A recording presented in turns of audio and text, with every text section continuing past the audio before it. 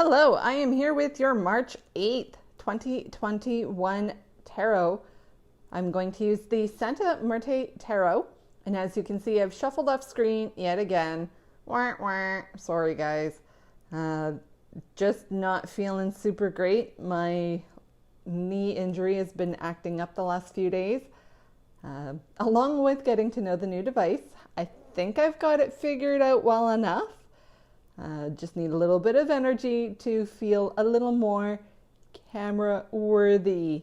I'm doing the air quotations. I know you can't see it, but trust me, I'm doing them. I am actually quite secure without wearing makeup. However, it does not translate very well when being filmed. And that's really the biggest reason why I am not on camera today. As earlier stated, this is the Santa Muerte deck.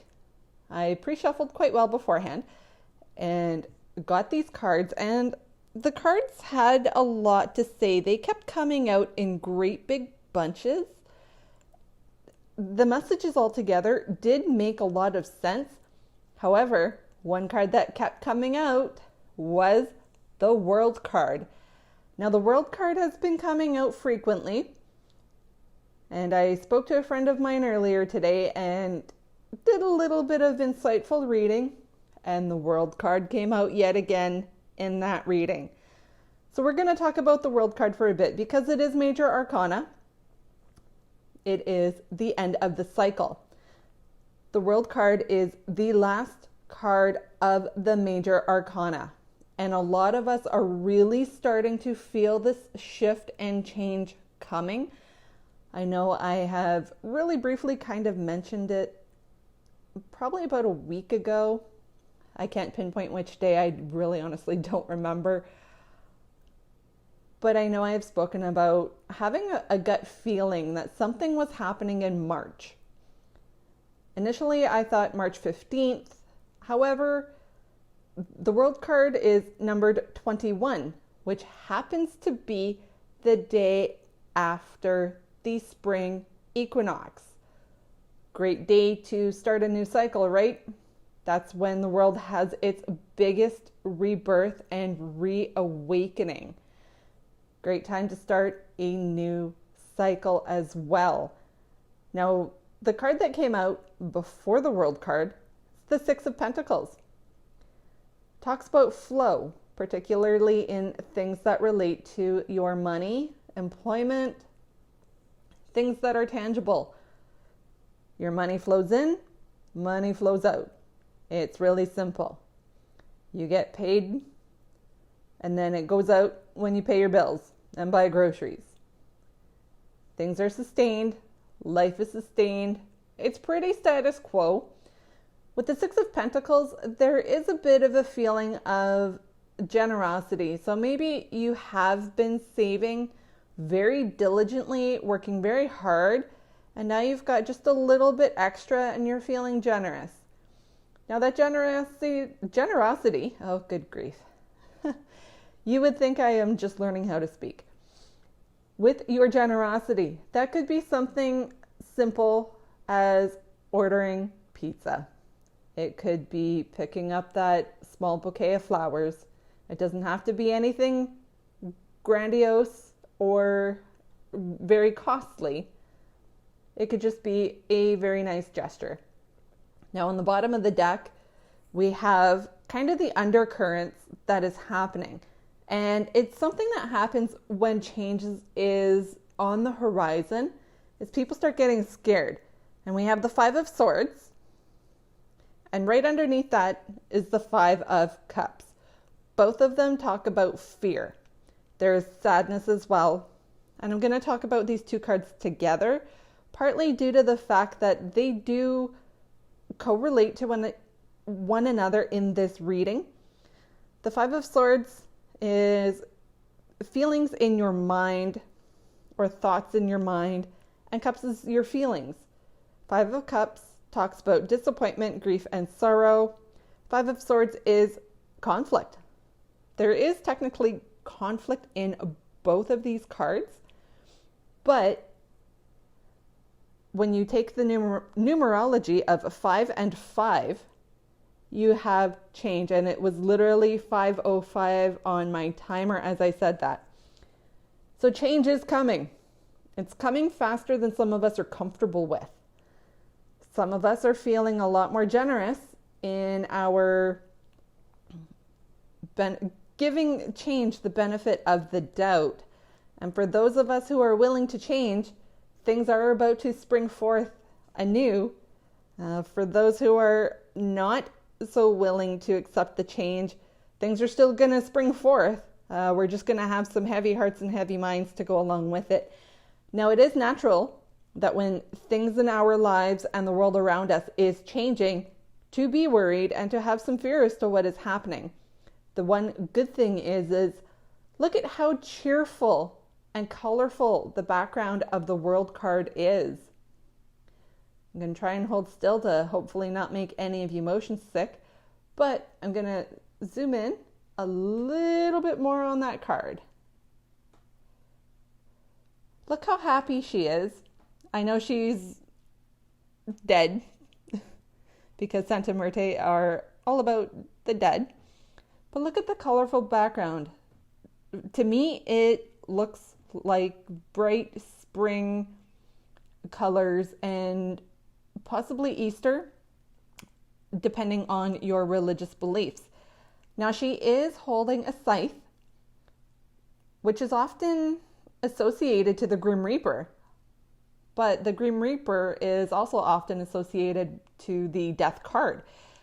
And in a way, the World card is death because an old cycle is ending. In her hand, you can see the egg timer and the sands of time filling the hourglass. That's because the sands of time are shifting.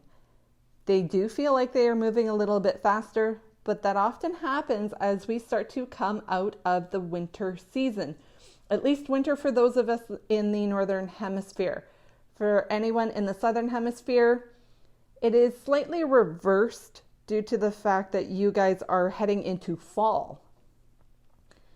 But because I am in the Northern Hemisphere and we do have spring coming up in just under, on this day's recording, which is Sunday, March 7th, we are just under 2 weeks away from the first day of spring or the spring equinox.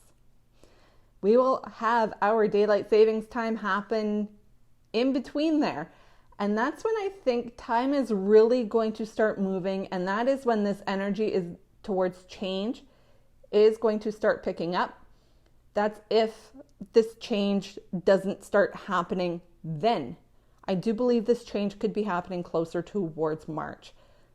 So altogether, there may be fear about this change coming in as the cycles are dying off and being ready to be reborn. And that is natural. Just don't let the fear overcome any potential good feelings that we may have, because despite change being uncomfortable, sometimes it's necessary and for the better.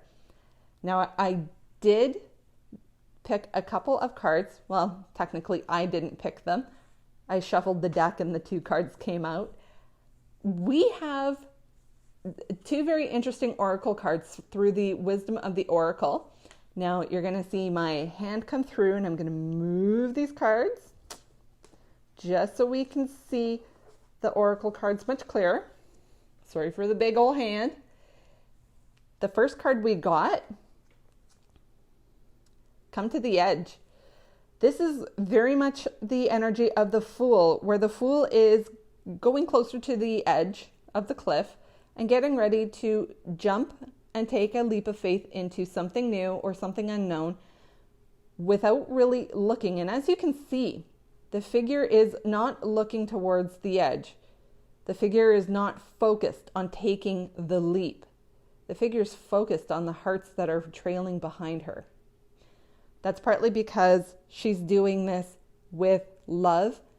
And for the next card that we got, because there's two of them, Serendipity.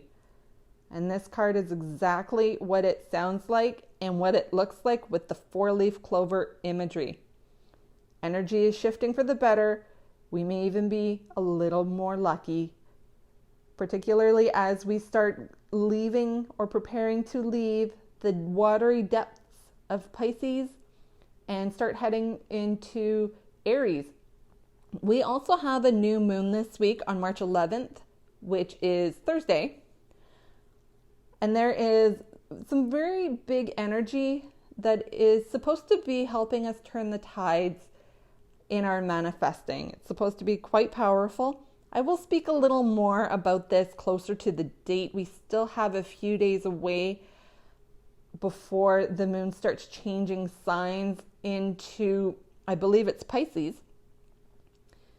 When we have this new moon, depending on when that moon energy actually changes and when the moon moves into its new moon phase in its entirety, which just means due to its orbit between the sun and earth, we are not able to see it. And the moon starts its new cycle. And again, that's when all of this major change, cycles ending, we have the moon ending its full phase, starting its new phase where it is not visible. It's basically being reborn. We have Pisces in its last week when this happens. We also have spring right around the corner. So don't be surprised that we start feeling our luck changing. And a little side note about the 4-leaf clover, St. Patrick's Day is the following Wednesday after the new moon. So you never know, your luck really could be changing, and it could be because you manifested it. So I'm going to leave it here, and I'll talk to you tomorrow.